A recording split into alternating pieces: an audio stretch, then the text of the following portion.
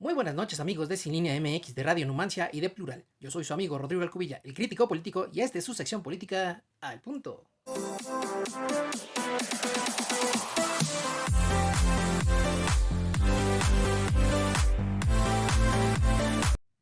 Amigas y amigos, no hay promesa que no se cumpla ni día que tampoco llegue, y por fin cayó el tan esperado 21 de marzo de 2022, día en el que el presidente Andrés Manuel López Obrador inauguró formalmente el nuevo Aeropuerto Internacional Felipe Ángeles, que vino a sustituir al nuevo Aeropuerto Internacional de la Ciudad de México que se construía en Texcoco, sobre un lago en una zona sísmica y con subsuelo pantanoso.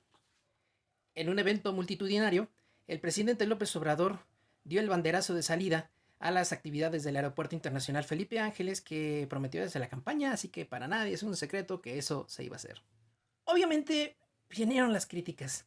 Lo han calificado de central avionera, dijeron que no se iba a construir, dijeron que era un nido de corrupción, vamos, incluso embarraron a los militares con... ¿cuántos eran? Ah, sí. Lord Montajes dijo que había 900 contratos que estaban medio turbios, pero pues es Loret de Mola, no podemos esperar que diga otra cosa. Lo cierto, amigas y amigos, es que si apelamos a la historia, no veo por qué la oposición se pueda quejar. ¿Con qué cara?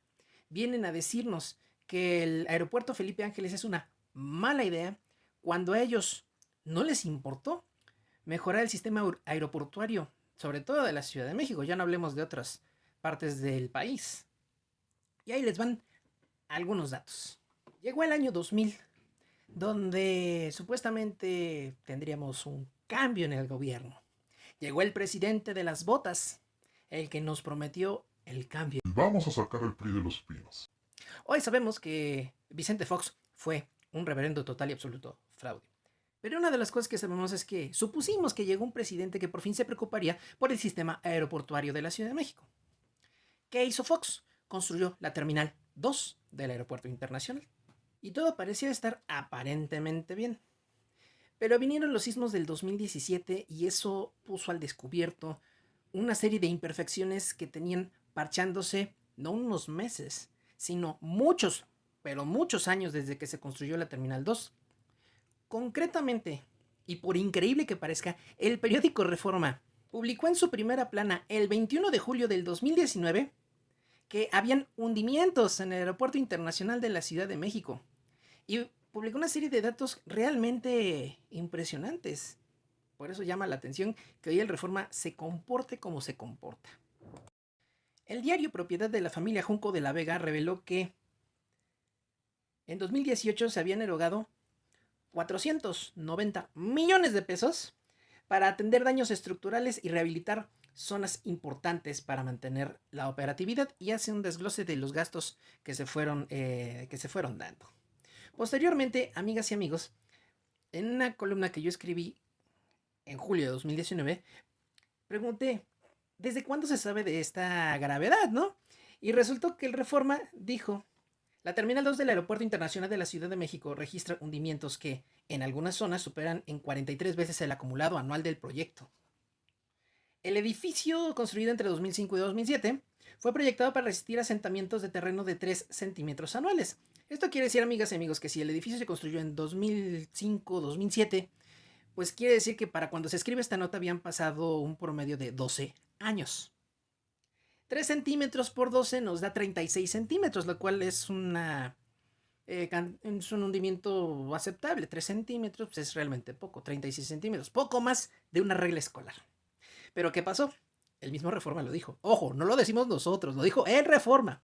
Actualmente, hablando de 2019, indicaron fuentes aeroportuarias que han detectado hundimientos de hasta 1,30 m.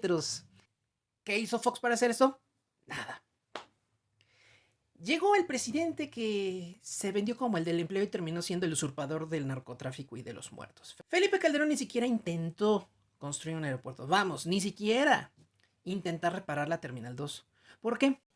Pues porque se la pasó construyendo una barda de una refinería imaginaria en el estado de Hidalgo, en la ciudad de Tula. Amigas y amigos, Felipe Calderón ni siquiera se metió en este sentido. Bueno, tal vez sí lo hizo para que a través de su secretario de Seguridad Pública, hoy en el tambo en Estados Unidos, Genaro García Luna, pues probablemente colaboró en la construcción de pistas aéreas clandestinas para sus cuates del cártel de Sinaloa. Pero no le digan a nadie, no se vaya a enojar el chaparrito belicoso básico. Ya se lo saben, amigas y amigos. Llegó el sexenio que prometía un México mejor. Mover a México. Enrique Peña Nieto firma el Pacto por México. Hay una serie de reformas estructurales. Y con Peña Nieto vino, ahora sí, el inicio de los trabajos en el municipio de Texcoco, en el Estado de México, para construir el nuevo aeropuerto internacional de la Ciudad de México. Todos sabíamos que eso era un peligro, ya que se construía sobre un lago. Dijeron que como el lago no corría por arriba, pues que ya estaba. Incluso se pensó en desaparecer la laguna Nabor Carrillo, que había sido construida como uno de los vasos reguladores de la Ciudad de México, además de ser el hogar de varias especies de aves y marinas que habitaban en ese lago. Luego se empezó a dar a conocer la información.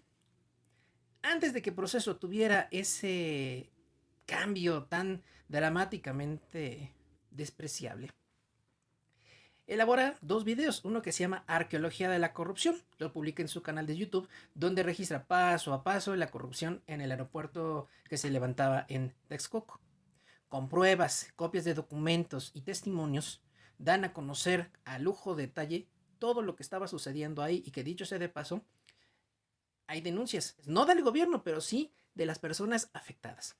El otro video que elaboró Proceso fue el de En las entrañas del monstruo de Texcoco, donde recupera testimonios de los pobladores de la zona y dicen que erosionaron cerros que antes existían, pero necesitaban sacar material para tapar el lago de Texcoco. Incluso se robaron terrenos.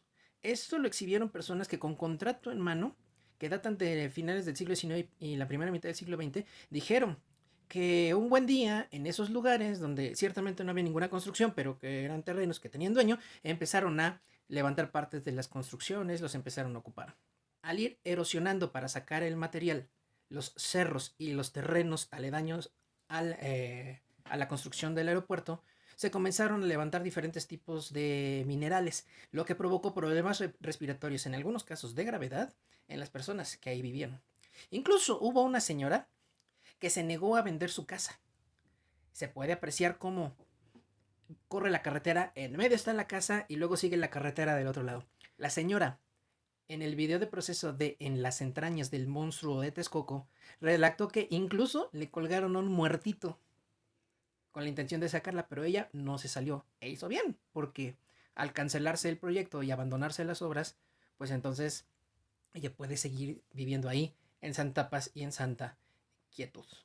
El caso del Naim de Texcoco, como también se le conoce, es especialmente escandaloso porque José Luis Luege, el director de la Comisión Nacional de Aguas de Felipe Calderón, le entrega a Peña Nieto un reporte a finales del sexenio calderonista que decía que Texcoco no era el lugar para construirlo. Incluso el Instituto de Geología de la UNAM corroboró esa información años después. Como lo dije al inicio del segmento de Peña Nieto, se demostró en este reporte que la zona es lacustre, es decir, el lago de Texcoco no corría por arriba, pero seguía corriendo en el subsuelo. 1. 2. El subsuelo también era pantanoso. Al haber un lago corriendo en el subsuelo, eso hace que el terreno sea inestable. Adicionalmente tenemos que es una zona sísmica al estar muy cerca de la Ciudad de México.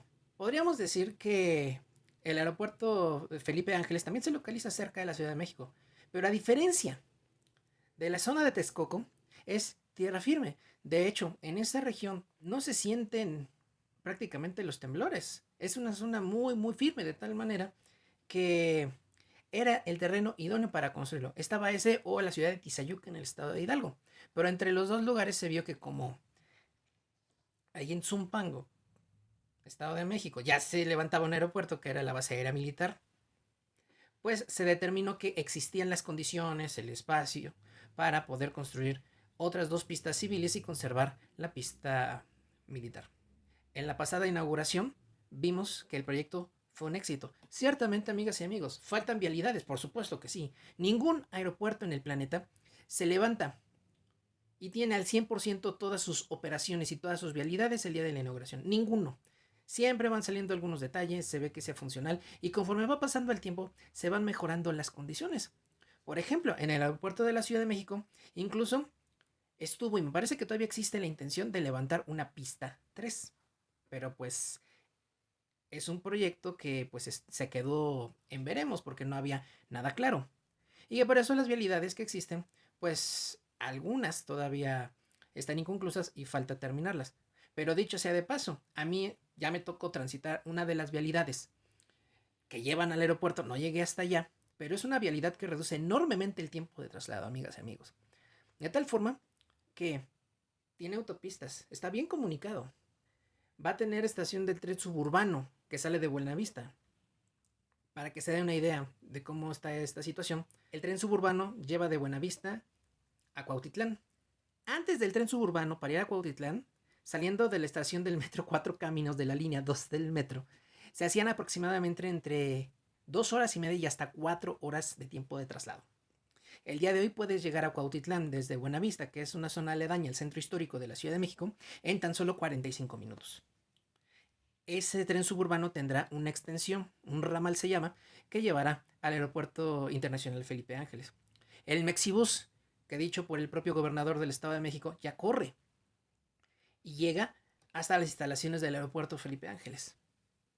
Las autopistas ya se están construyendo, es decir, existen las vialidades y únicamente falta concluirlas y concretarlas. Así que, amigas y amigos, el también llamado AIFA es un proyecto completamente viable, es un proyecto que tiene mucho futuro y por mucho que diga la oposición, es un proyecto que no se va a caer. Así que no se dejen engañar. Concluyo.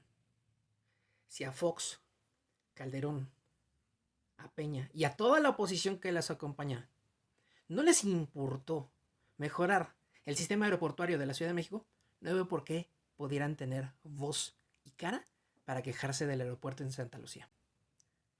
Los invito a que nos sigan por nuestras redes sociales. Informó y comentó para ustedes su amigo Rodrigo Alcubilla, el crítico político para Sin Línea MX, Radio Numancia y Plural. Que tengan todos excelente noche.